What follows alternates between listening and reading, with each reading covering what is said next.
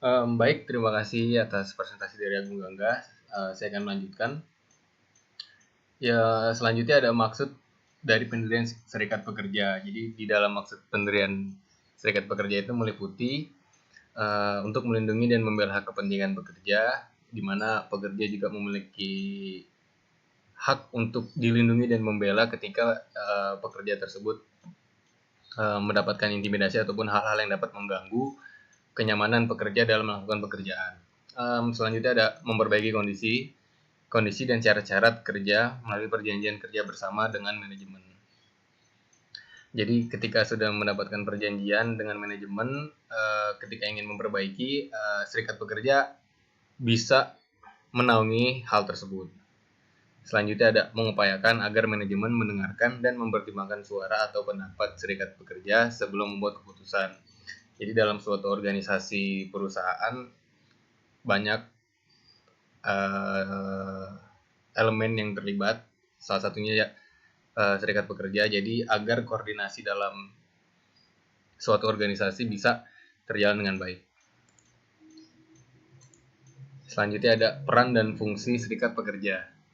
Yang pertama ada sebagai pihak dalam pembuatan perjanjian kerja bersama dan penyelesaian perselisihan. Yang kedua ada sebagai wakil pekerja dalam lembaga kerjasama di bidang ketenagakerjaan sesuai dengan tingkatnya.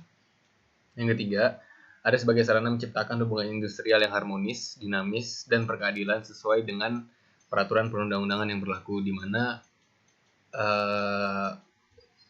hubungan yang harmonis itu sangat penting. Ya, dinamis juga penting agar tidak terlalu statis, di mana dinamis bisa menjadi sebuah semangat baru, salah satunya agar tidak terlalu monoton dalam bekerja. Selanjutnya ada sebagai sarana penyalur aspirasi dalam memperjuangkan hak dan kepentingan anggotanya.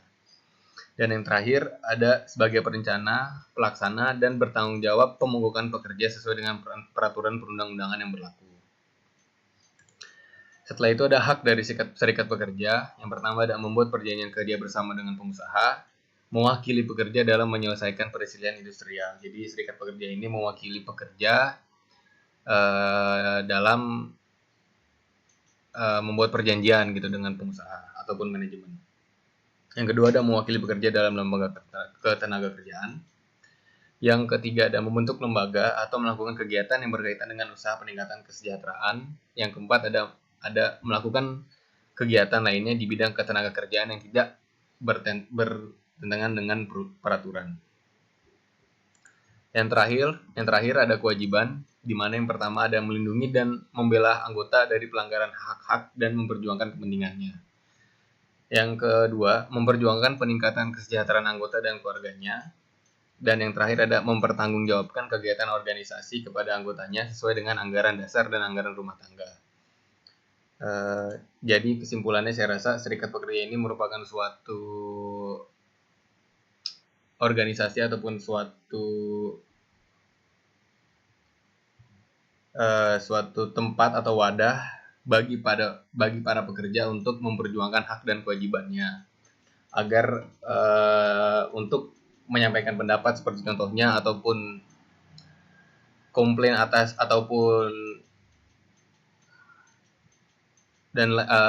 komplain dan lain-lainnya bisa terjalin secara rapih gitu, tidak berantakan dan asal bunyi-bunyi saja gitu.